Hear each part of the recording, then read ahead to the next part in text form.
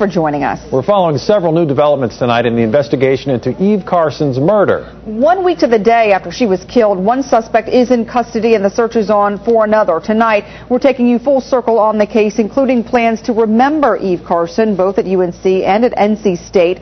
We're also tracking the search for the second suspect, 17-year-old Lawrence Lovett Jr., a search that may have prompted a Durham standoff. But our coverage begins with the arrest of 21-year-old Demario Atwater. The 21-year-old was taken into police custody early this morning after a raid on a home in Durham. Right now, he's charged with first-degree murder and is being held without bond in the Orange County Jail. This afternoon, he faced a judge. Our Carolyn Costello is tracking all of these latest developments from the Chapel Hill Police Department.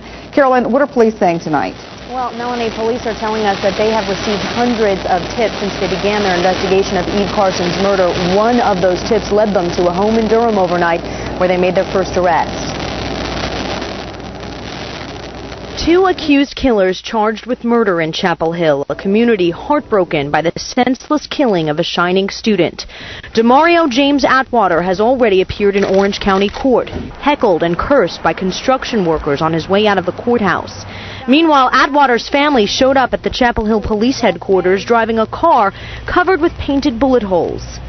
The second suspect, still at large according to police, seen in these surveillance photos. Police say using Eve Carson's ATM card shortly after they say he killed her. Lawrence Alvin Lovett Jr. should be considered armed and dangerous. We would encourage citizens not to approach him if they see him.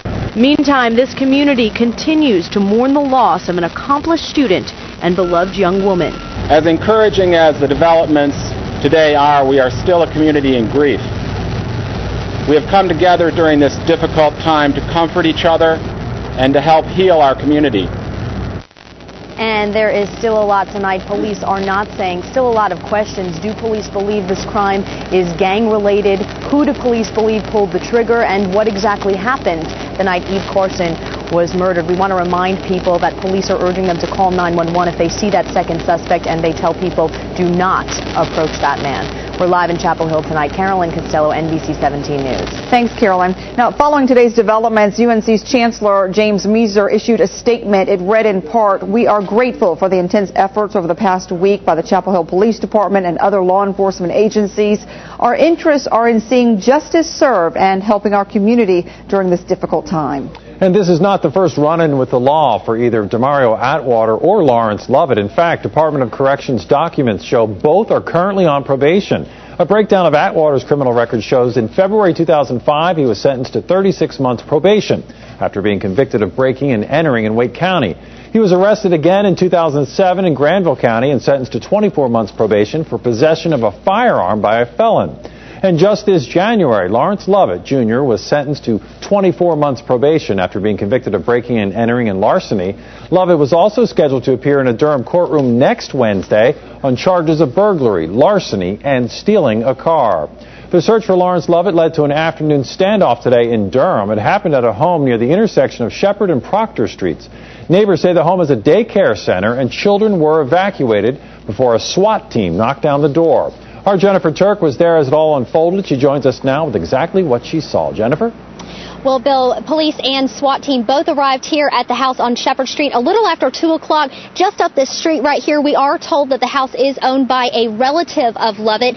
Now, police are still on the scene, but Lovett is nowhere to be found tonight. He is still on the loose. And while this scene was a very frightening scene for neighbors, it was even more frightening for parents as 2 schools were put on lockdown today.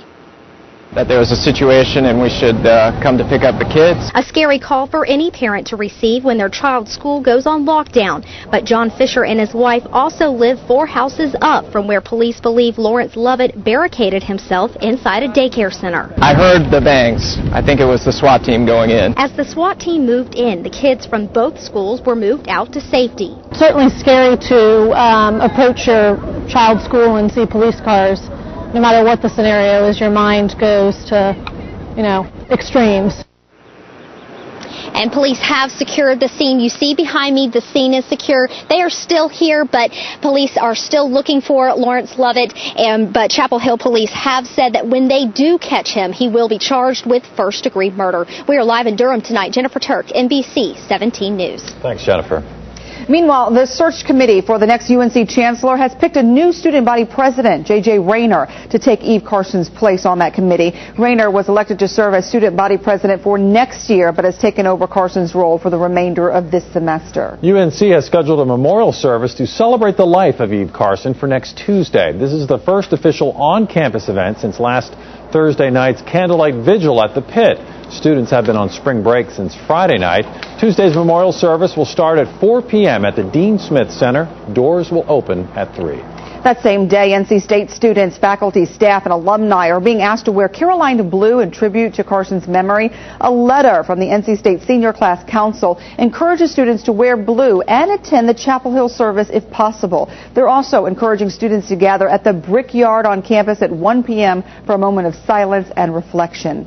You can find out more about tributes to Carson, including memorial web pages, right now on our website, NBC17.com. There you'll also find Eve Carson's bio and a place to share your photos of Eve. You can also find out the very latest on the criminal investigation. Just use the keyword Carson.